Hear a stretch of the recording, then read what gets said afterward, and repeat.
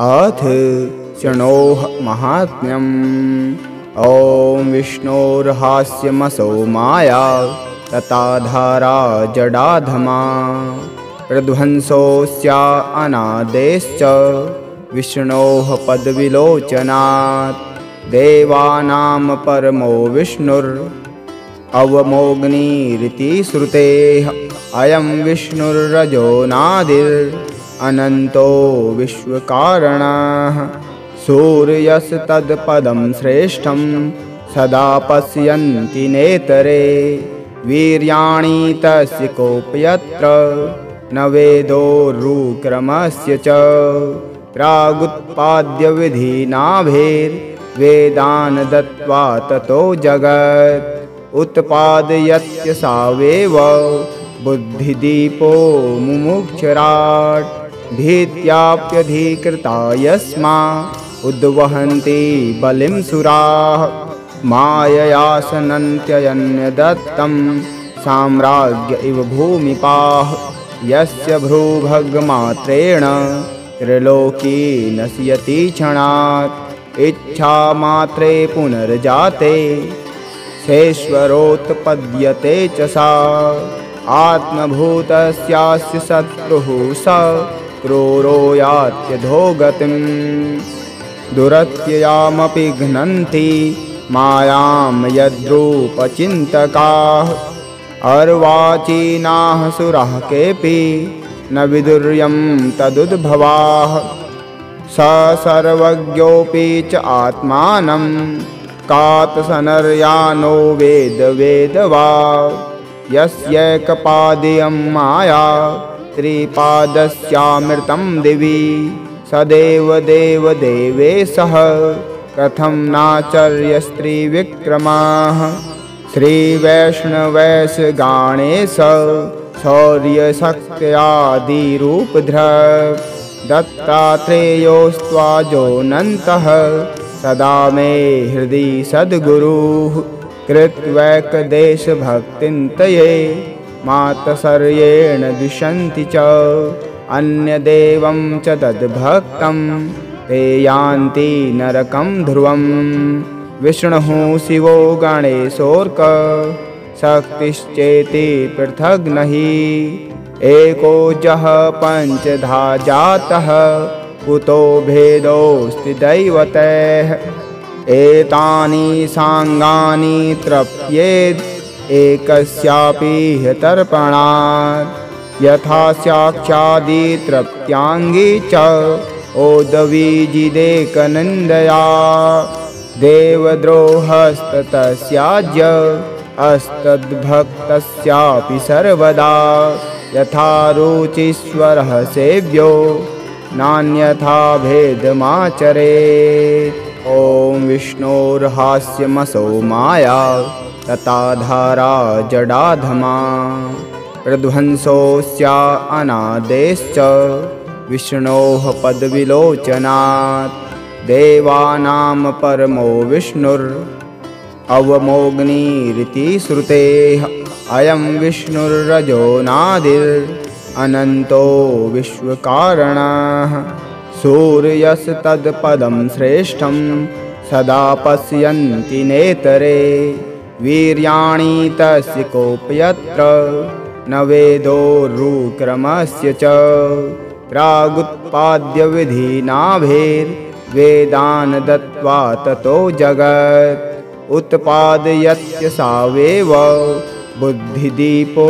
मुमुक्षराट् भीत्याप्यधिकृता यस्मा उद्वहन्ति बलिं सुराः मायया सनन्त्ययन्यदत्तं साम्राज्य इव भूमिपाः यस्य भ्रूभगमात्रेण त्रिलोकी नश्यति क्षणात् इच्छामात्रे पुनर्जाते शेश्वरोत्पद्यते च सा आत्मभूतस्यास्य शत्रुः स क्रूरो यात्यधोगतिम् दुरत्ययामपि घ्नन्ति मायां यद्रूपचिन्तकाः अर्वाचीनाः सुराः केऽपि न विदुर्यं तदुद्भवाः स सर्वज्ञोऽपि च आत्मानं कातसनर्यानो वेद वेदवा यस्यैकपादेयं माया त्रिपादस्यामृतं दिवि सदेव देव देवेशः कथं नाचर्यस्त्रिविक्रमाः श्रीवैष्णवैश गणेश शौर्यशक्त्यादिरूपधृक् दत्तात्रेयोस्त्वाजोऽनन्तः सदा मे हृदि सद्गुरुः कृत्वैकदेशभक्तिन्तये मातसर्येण दुष्यन्ति च अन्यदेवं च तद्भक्तं ते यान्ति नरकं ध्रुवम् विष्णुः शिवो गणेशोऽर्क शक्तिश्चेति पृथग् नहि एको जः पञ्चधा जातः कुतो भेदोऽस्ति दैवतैः एतानि साङ्गानि तृप्येद् एकस्यापि ह्यतर्पणात् यथा साक्षादि तृप्त्याङ्गी च ओदवीजिदेकनिन्दया देवद्रोहस्ततस्याज्य अस्तद्भक्तस्यापि सर्वदा यथा रुचीश्वरः सेव्यो नान्यथा भेदमाचरेत् ॐ विष्णोर्हास्यमसौ माया तताधारा जडाधमा प्रध्वंसोऽस्या अनादेश्च विष्णोः पदविलोचनात् देवानां परमो विष्णुर् अवमोऽग्निरिति श्रुतेः अयं विष्णुर्रजो नादिर् अनन्तो विश्वकारणः सूर्यस्तत्पदं श्रेष्ठं सदा पश्यन्ति नेतरे वीर्याणि तस्य कोऽप्यत्र न वेदोरुक्रमस्य च प्रागुत्पाद्यविधिनाभेर्वेदान् दत्त्वा ततो जगत् उत्पादयत्य सावेव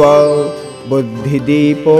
मुमुक्षराट् भीत्याप्यधिकृता यस्मा उद्वहन्ति बलिं सुराः मायया सनन्त्यन्यदत्तं साम्राज्य इव भूमिपाः यस्य भ्रूभगमात्रेण त्रिलोकी नश्यति क्षणात् इच्छामात्रे पुनर्जाते शेश्वरोत्पद्यते च सा आत्मभूतस्यास्य शत्रुः स क्रूरो यात्यधोगतिम् दुरत्ययामपि घ्नन्ति मायां यद्रूपचिन्तकाः अर्वाचीनाः सुराः केऽपि न विदुर्यं तदुद्भवाः स सर्वज्ञोऽपि च आत्मानं कातसनर्यानो वेद वेदवा यस्यैकपादेयं माया त्रिपादस्यामृतं दिवि सदेव देव देवेशः कथं नाचर्यस्त्रिविक्रमाः श्रीवैष्णवैश गणेश शौर्यशक्त्यादिरूपधृक् दत्तात्रेयोस्त्वाजोऽनन्तः सदा मे हृदि सद्गुरुः कृत्वैकदेशभक्तिन्तये मातसर्येण दुष्यन्ति च अन्यदेवं च तद्भक्तं ते यान्ति नरकं ध्रुवम् विष्णुः शिवो गणेशोऽर्क शक्तिश्चेति पृथग् नहि एको जः पञ्चधा जातः कुतो भेदोऽस्ति दैवतैः एतानि साङ्गानि तृप्येद् एकस्यापि ह्यतर्पणात् यथा साक्षादि तृप्त्याङ्गी च ओदवीजिदेकनिन्दया देवद्रोहस्ततस्याज्य अस्तद्भक्तस्यापि सर्वदा यथा रुचीश्वरः सेव्यो नान्यथा भेदमाचरेत् ॐ विष्णोर्हास्यमसौ माया तताधारा जडाधमा प्रध्वंसोऽस्या अनादेश्च विष्णोः पदविलोचनात् देवानां परमो विष्णुर् अवमोऽग्निरिति श्रुतेः अयं विष्णुर्रजो नादिर् अनन्तो विश्वकारणः सूर्यस्तत्पदं श्रेष्ठं सदा पश्यन्ति नेतरे वीर्याणि तस्य कोऽप्यत्र न वेदोरुक्रमस्य च प्रागुत्पाद्यविधिनाभेर्वेदान् दत्त्वा ततो जगत् उत्पादयत्य सावेव बुद्धिदीपो मुमुक्षराट् भीत्याप्यधिकृता यस्मा उद्वहन्ति बलिं सुराः माययासनन्त्यन्यदत्तं साम्राज्य इव भूमिपाः यस्य भ्रूभगमात्रेण त्रिलोकी नश्यति क्षणात् इच्छामात्रे पुनर्जाते शेश्वरोत्पद्यते च सा आत्मभूतस्यास्य शत्रुः स क्रूरो यात्यधोगतिम् दुरत्ययामपि घ्नन्ति मायां यद्रूपचिन्तकाः अर्वाचीनाः सुराः केऽपि न विदुर्यं तदुद्भवाः स सर्वज्ञोऽपि च आत्मानं कातसनर्यानो वेदवा यस्यैकपादेयं माया त्रिपादस्यामृतं दिवि सदेव देवदेवेशः कथं नाचर्यस्त्रिविक्रमाः श्रीवैष्णवैशगणेश शौर्यशक्त्यादिरूपधृक् दत्तात्रेयोस्त्वाजोऽनन्तः सदा मे हृदि सद्गुरुः कृत्वैकदेशभक्तिं तये मातसर्येण द्विषन्ति च अन्यदेवं च तद्भक्तं ते यान्ति नरकं ध्रुवम् विष्णुः शिवो गणेशोऽर्क शक्तिश्चेति पृथग् नहि एको जः पञ्चधा जातः कुतो भेदोऽस्ति दैवतैः एतानि साङ्गानि तृप्येद् एकस्यापि ह्यतर्पणात् यथा साक्षादि तृप्त्याङ्गी च ओदवीजिदेकनिन्दया देवद्रोहस्ततस्याज्य अस्तद्भक्तस्यापि सर्वदा यथा रुचीश्वरः सेव्यो नान्यथा भेदमाचरेत् ॐ विष्णोर्हास्यमसौ माया तताधारा जडाधमा प्रध्वंसोऽस्या अनादेश्च विष्णोः पदविलोचनात् देवानां परमो विष्णुर् अवमोऽग्निरिति श्रुतेः अयं विष्णुर्रजो नादिर् अनन्तो विश्वकारणः सूर्यस्तत्पदं श्रेष्ठं सदा पश्यन्ति नेतरे वीर्याणि तस्य कोऽप्यत्र न वेदोरुक्रमस्य च प्रागुत्पाद्यविधिनाभेर्वेदान् दत्त्वा ततो जगत् उत्पादयत्य सावेव बुद्धिदीपो मुमुक्षराट् भीत्याप्यधिकृता यस्मा उद्वहन्ति बलिं सुराः माययासनन्त्यन्यदत्तं साम्राज्य इव भूमिपाः यस्य भ्रूभगमात्रेण त्रिलोकी नश्यति क्षणात् इच्छामात्रे पुनर्जाते शेश्वरोत्पद्यते च सा आत्मभूतस्यास्य शत्रुः स क्रूरो यात्यधोगतिम् दुरत्ययामपि घ्नन्ति मायां यद्रूपचिन्तकाः अर्वाचीनाः सुराः केऽपि न विदुर्यं तदुद्भवाः स सर्वज्ञोऽपि च आत्मानं कातसनर्यानो वेदवा यस्यैकपादेयं माया त्रिपादस्यामृतं दिवि सदेव देवदेवेशः कथं नाचर्य स्त्रीविक्रमाः श्रीवैष्णवैस गणेश शौर्यशक्त्यादिरूपधृक् दत्तात्रेयोस्त्वाजोऽनन्तः सदा मे हृदि सद्गुरुः कृत्वैकदेशभक्तिन्तये मातसर्येण दुष्यन्ति च अन्यदेवं च तद्भक्तं ते यान्ति नरकं ध्रुवम् विष्णुः शिवो गणेशोऽर्क शक्तिश्चेति पृथग् नहि एको जः पञ्चधा जातः कुतो भेदोऽस्ति दैवतैः एतानि साङ्गानि तृप्येद् एकस्यापि ह्यतर्पणात् यथा साक्षादि तृप्त्याङ्गी च ओदवीजिदेकनिन्दया देवद्रोहस्ततस्याज्य अस्तद्भक्तस्यापि सर्वदा यथा रुचीश्वरः सेव्यो नान्यथा भेदमाचरेत् ॐ विष्णोर्हास्यमसौ माया तताधारा जडाधमा प्रध्वंसोऽस्या अनादेश्च विष्णोः पदविलोचनात्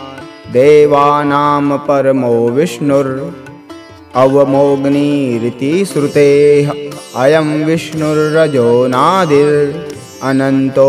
विश्वकारणः सूर्यस्तत्पदं श्रेष्ठं सदा पश्यन्ति नेतरे वीर्याणि तस्य कोऽप्यत्र न वेदोरुक्रमस्य च प्रागुत्पाद्यविधिनाभेर्वेदान् दत्त्वा ततो जगत् उत्पादयत्य सावेव बुद्धिदीपो मुमुक्षराट् भीत्याप्यधिकृता यस्मा उद्वहन्ति बलिं सुराः मायया सनन्त्ययन्यदत्तं साम्राज्य इव भूमिपाः यस्य भ्रूभगमात्रेण त्रिलोकी नश्यति क्षणात् इच्छामात्रे पुनर्जाते शेश्वरोत्पद्यते च सा आत्मभूतस्यास्य शत्रुः स क्रूरो यात्यधोगतिम् दुरत्ययामपि घ्नन्ति मायां यद्रूपचिन्तकाः अर्वाचीनाः सुराः केऽपि न विदुर्यं तदुद्भवाः स सर्वज्ञोऽपि च आत्मानं कातसनर्यानो वेद वेदवा यस्यैकपादीयं माया त्रिपादस्यामृतं दिवि सदेव देवदेवेशः कथं नाचर्य स्त्रीविक्रमाः श्रीवैष्णवैस गणेश शौर्यशक्त्यादिरूपधृक् दत्तात्रेयोस्त्वाजोऽनन्तः सदा मे हृदि सद्गुरुः कृत्वैकदेशभक्तिन्तये मातसर्येण दुष्यन्ति च अन्यदेवं च तद्भक्तं ते यान्ति नरकं ध्रुवम् विष्णुः शिवो गणेशोऽर्क शक्तिश्चेति पृथग् नहि एको जः पञ्चधा जातः कुतो भेदोऽस्ति दैवतैः एतानि साङ्गानि तृप्येद् एकस्यापि ह्यतर्पणात् यथा साक्षादि तृप्त्याङ्गी च ओदवीजिदेकनिन्दया देवद्रोहस्ततस्याज्य अस्तद्भक्तस्यापि सर्वदा यथा रुचीश्वरः सेव्यो नान्यथा भेदमाचरेत् ॐ विष्णोर्हास्यमसौ माया तताधारा जडाधमा प्रध्वंसोऽस्या अनादेश्च विष्णोः पदविलोचनात् देवानां परमो विष्णुर् अवमोग्निरिति श्रुतेः अयं विष्णुर्रजो नादिर् अनन्तो विश्वकारणः सूर्यस्तत्पदं श्रेष्ठं सदा पश्यन्ति नेतरे वीर्याणि तस्य कोऽप्यत्र न वेदोरुक्रमस्य च प्रागुत्पाद्य विधिनाभेर्वेदान्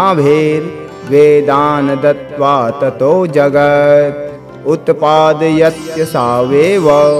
बुद्धिदीपो मुमुक्षराट् भीत्याप्यधिकृता यस्मा उद्वहन्ति बलिं सुराः मायया सनन्त्ययन्यदत्तं साम्राज्य इव भूमिपाः यस्य भ्रूभगमात्रेण त्रिलोकी नश्यति क्षणात् इच्छामात्रे पुनर्जाते शेश्वरोत्पद्यते च सा आत्मभूतस्यास्य शत्रुः स क्रूरो यात्यधोगतिं दुरत्ययामपि घ्नन्ति मायां यद्रूपचिन्तकाः अर्वाचीनाः सुराः केऽपि न विदुर्यं तदुद्भवाः स सर्वज्ञोऽपि च आत्मानं कातसनर्यानो वेदवा यस्यैकपादीयं माया त्रिपादस्यामृतं दिवि सदेव देवदेवेशः कथं नाचर्यस्त्रिविक्रमाः श्रीवैष्णवैशगणेश शौर्यशक्त्यादिरूपधृक् दत्तात्रेयोस्त्वाजोऽनन्तः सदा मे हृदि सद्गुरुः कृत्वैकदेशभक्तिन्तये मातसर्येण दुष्यन्ति च अन्यदेवं च तद्भक्तं ते यान्ति नरकं ध्रुवम् विष्णुः शिवो गणेशोऽर्क शक्तिश्चेति पृथग् नहि एको जः पञ्चधा जातः कुतो भेदोऽस्ति दैवतैः एतानि साङ्गानि तृप्येद् एकस्यापि ह्यतर्पणात् यथा साक्षादि तृप्त्याङ्गी च ओदवीजिदेकनिन्दया देवद्रोहस्ततस्याज्य अस्तद्भक्तस्यापि सर्वदा यथा रुचीश्वरः सेव्यो नान्यथा भेदमाचरेत् ॐ विष्णोर्हास्यमसौ माया तताधारा जडाधमा प्रध्वंसोऽस्या अनादेश्च विष्णोः पदविलोचनात् देवानां परमो विष्णुर् अवमोऽग्निरिति श्रुतेः अयं विष्णुर्रजो नादिर् अनन्तो विश्वकारणः सूर्यस्तत्पदं श्रेष्ठं सदा पश्यन्ति नेतरे वीर्याणि तस्य कोऽप्यत्र न वेदोरुक्रमस्य च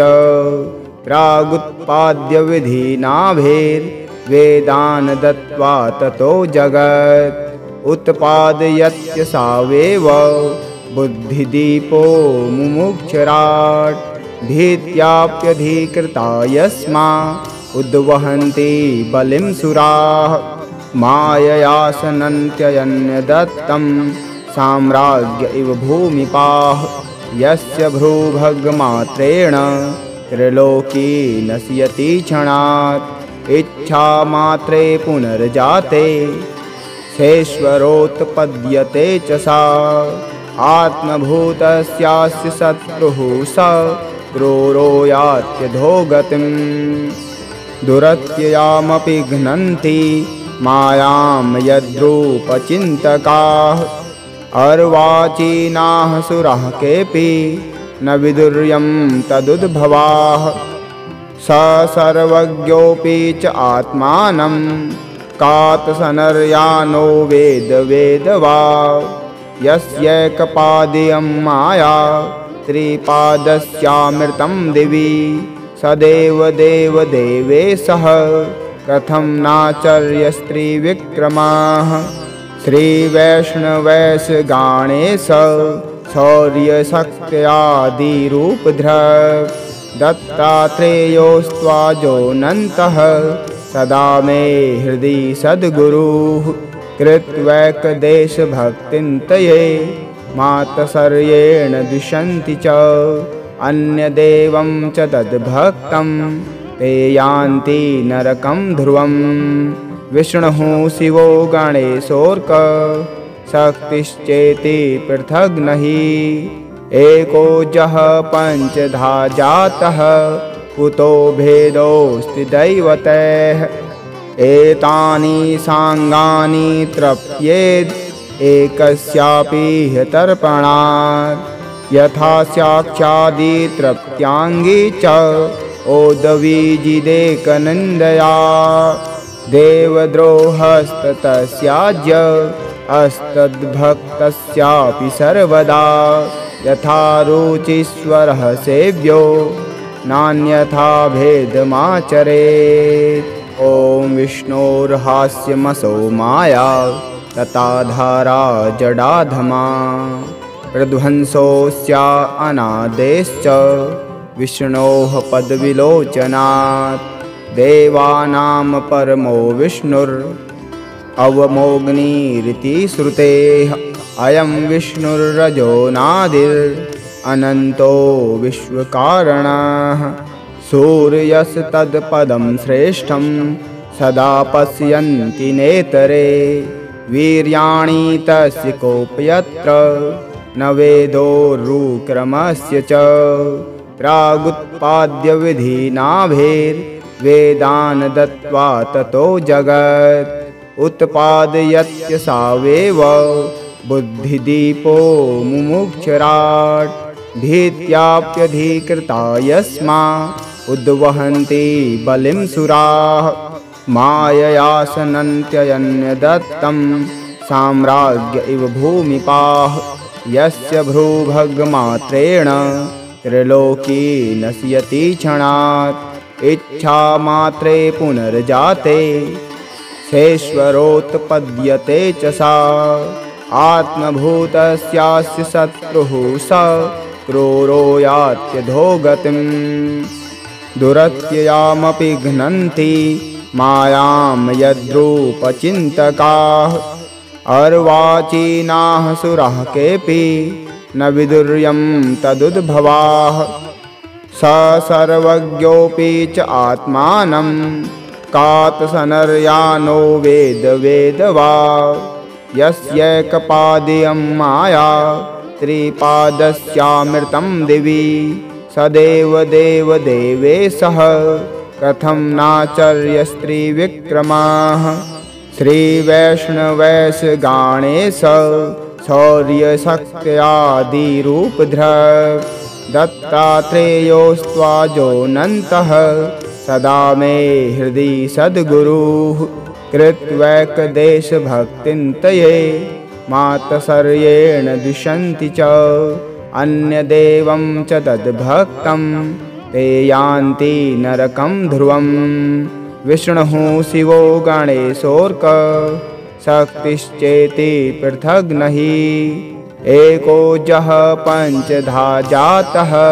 कुतो भेदोऽस्ति दैवतैः एतानि साङ्गानि तृप्येद् एकस्यापि ह्यतर्पणात् यथा साक्षादि तृप्त्याङ्गी च ओदवीजिदेकनिन्दया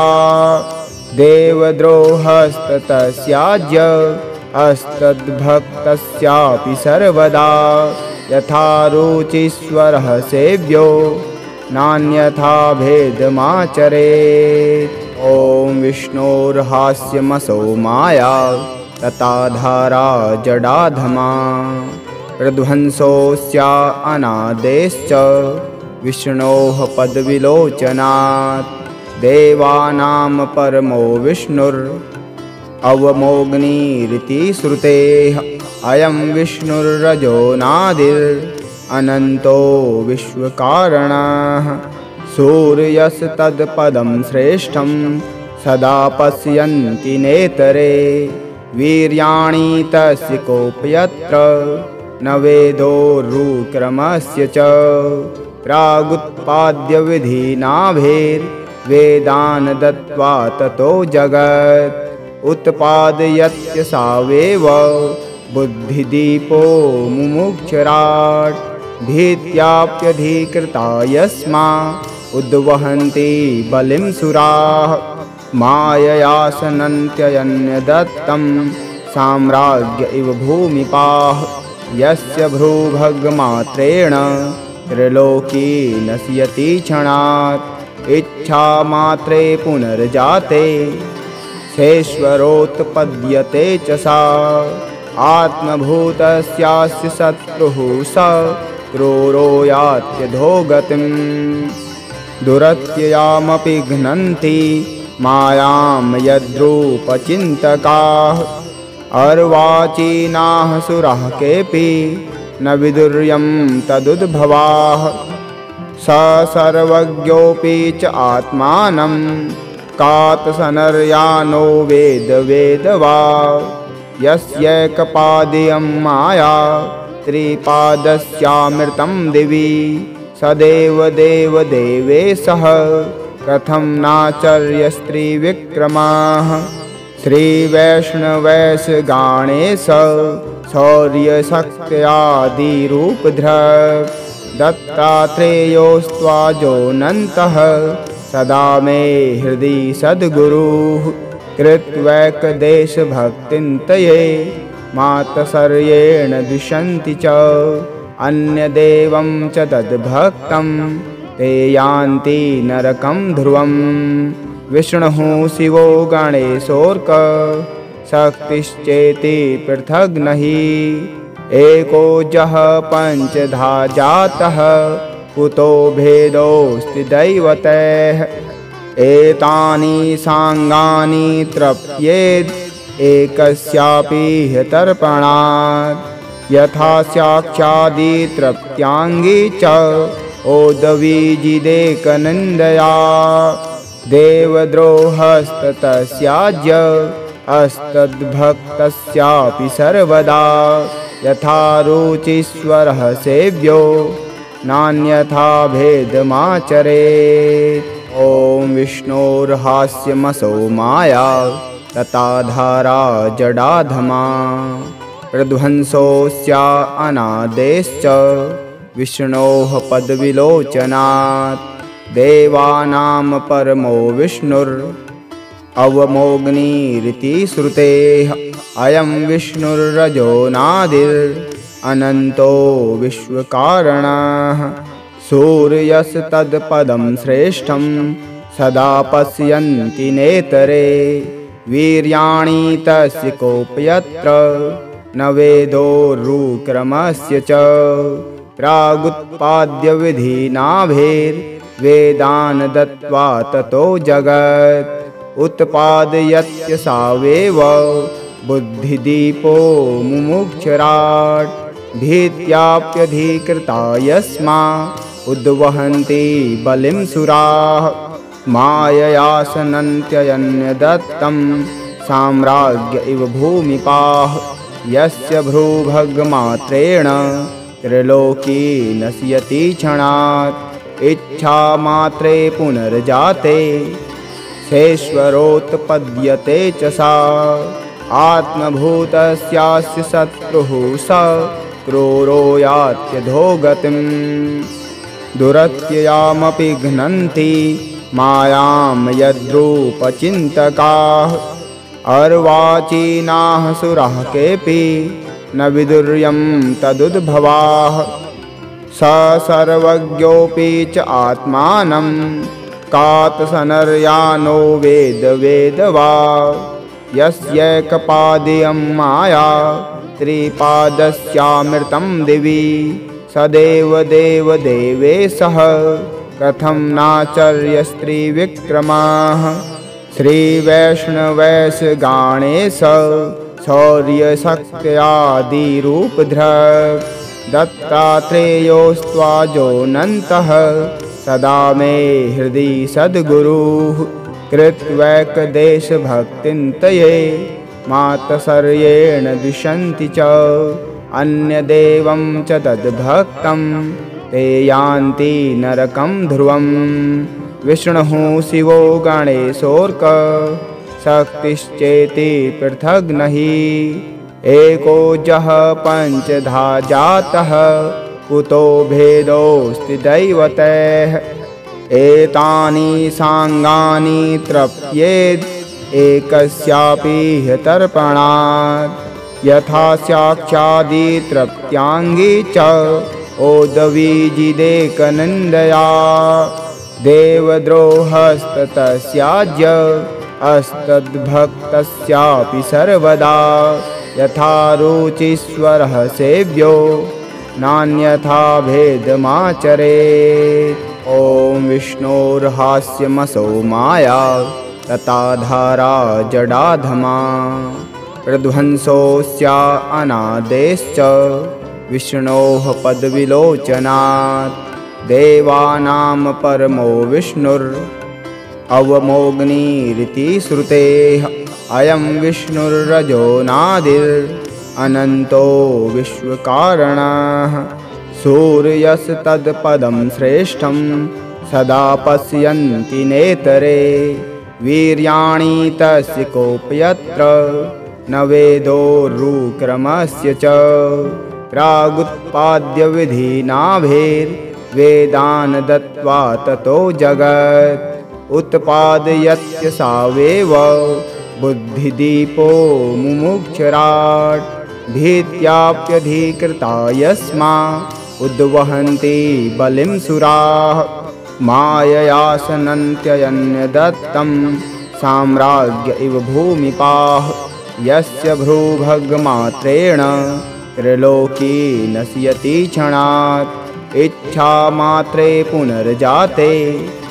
शेश्वरोत्पद्यते च सा आत्मभूतस्यास्य शत्रुः स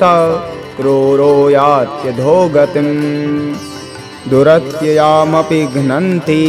मायां यद्रूपचिन्तकाः अर्वाचीनाः सुराः केऽपि न विदुर्यं तदुद्भवाः स सर्वज्ञोऽपि च आत्मानं कातसनर्यानो वेद वेदवा यस्यैकपादेयं माया त्रिपादस्यामृतं दिवि सदेव देवदेवेशः कथं नाचर्यस्त्रिविक्रमाः श्रीवैष्णवैशगणेश शौर्यशक्त्यादिरूपधृक् दत्तात्रेयोस्त्वाजोऽनन्तः सदा मे हृदि सद्गुरुः कृत्वैकदेशभक्तिं तये मातसर्येण द्विषन्ति च अन्यदेवं च तद्भक्तं ते यान्ति नरकं ध्रुवम् विष्णुः शिवो गणेशोऽर्क शक्तिश्चेति पृथग् नहि एको जः पञ्चधा जातः कुतो भेदोऽस्ति दैवतैः एतानि साङ्गानि तृप्येद् एकस्यापि ह्यतर्पणात् यथा साक्षादि तृप्त्याङ्गी च ओदवीजिदेकनिन्दया देवद्रोहस्ततस्याज्य अस्तद्भक्तस्यापि सर्वदा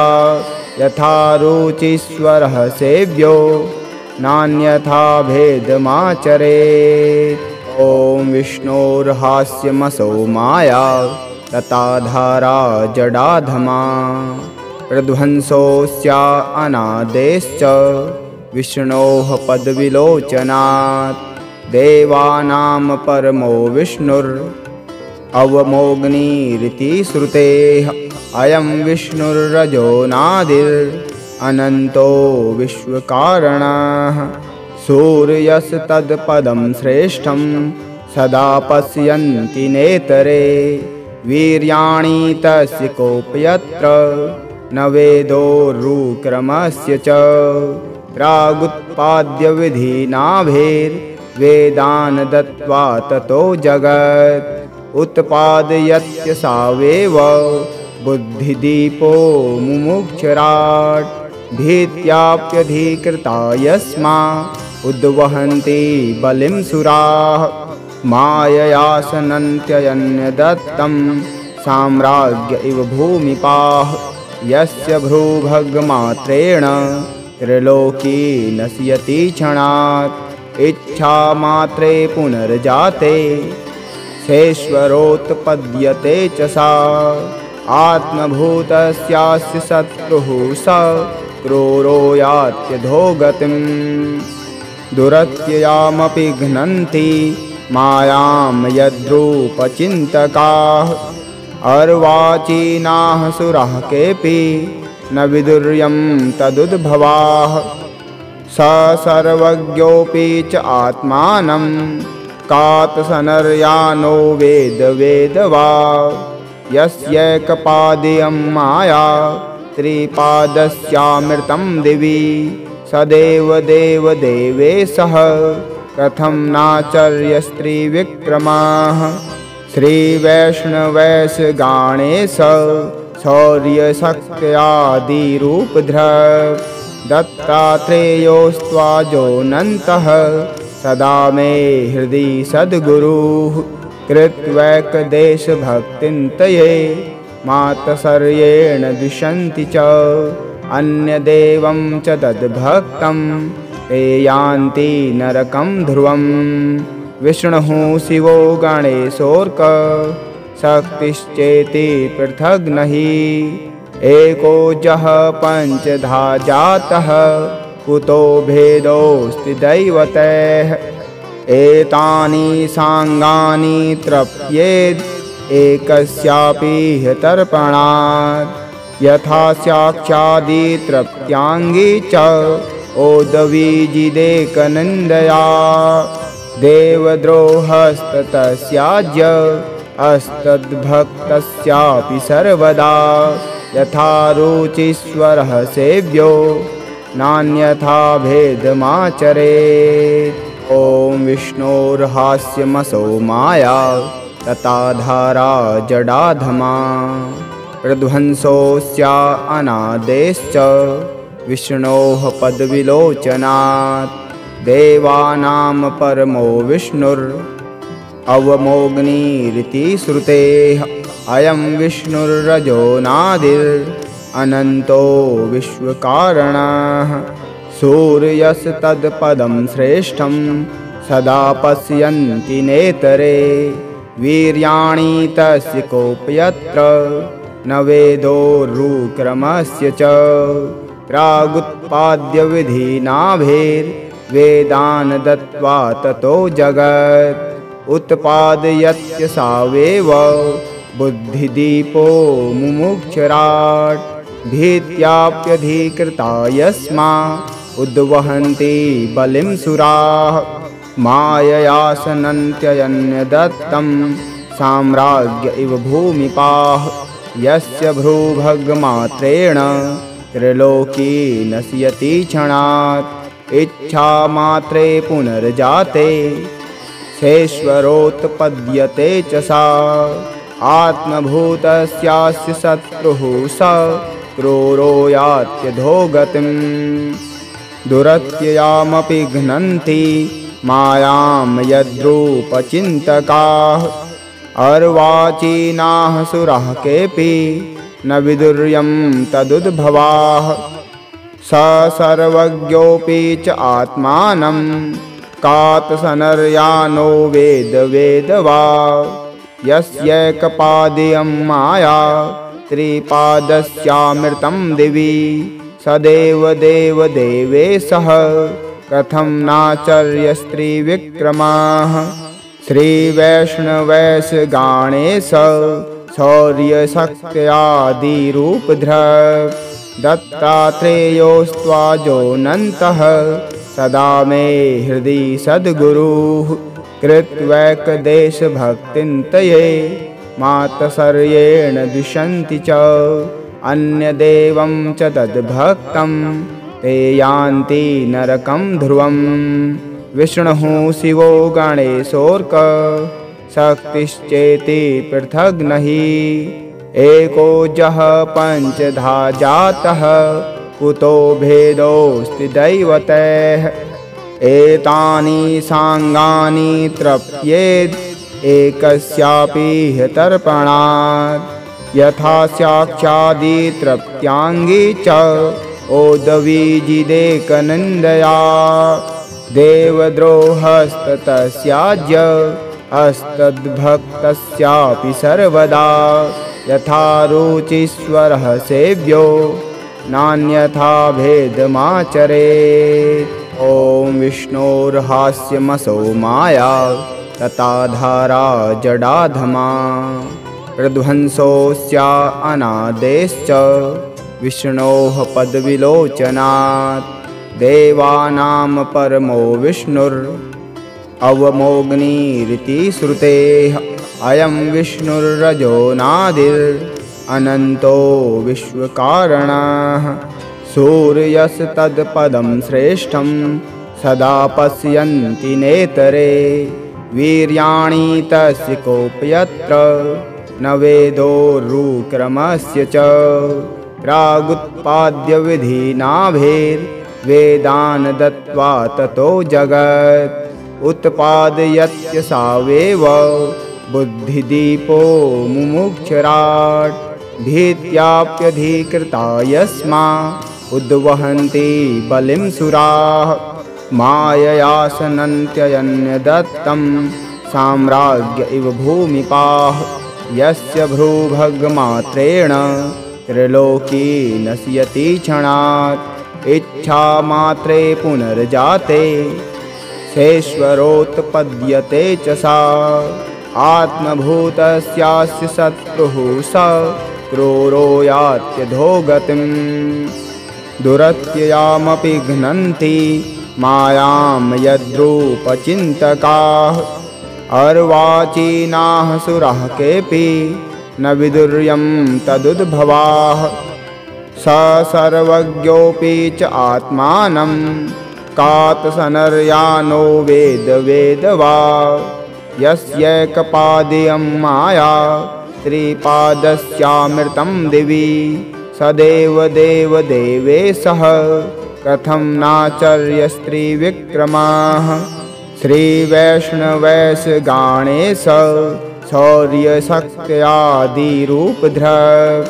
दत्तात्रेयोस्त्वाजोऽनन्तः सदा मे हृदि सद्गुरुः कृत्वैकदेशभक्तिन्तये मातसर्येण द्विषन्ति च अन्यदेवं च तद्भक्तं ते यान्ति नरकं ध्रुवम् विष्णुः शिवो गणेशोऽर्क शक्तिश्चेति पृथग् नहि एको जः पञ्चधा जातः कुतो भेदोऽस्ति दैवतैः एतानि साङ्गानि तृप्येद् एकस्यापि तर्पणात् यथा साक्षादि तृप्त्याङ्गी च ओदवीजिदेकनिन्दया देवद्रोहस्ततस्याज्य अस्तद्भक्तस्यापि सर्वदा यथा रुचिस्वरः सेव्यो नान्यथा भेदमाचरेत्।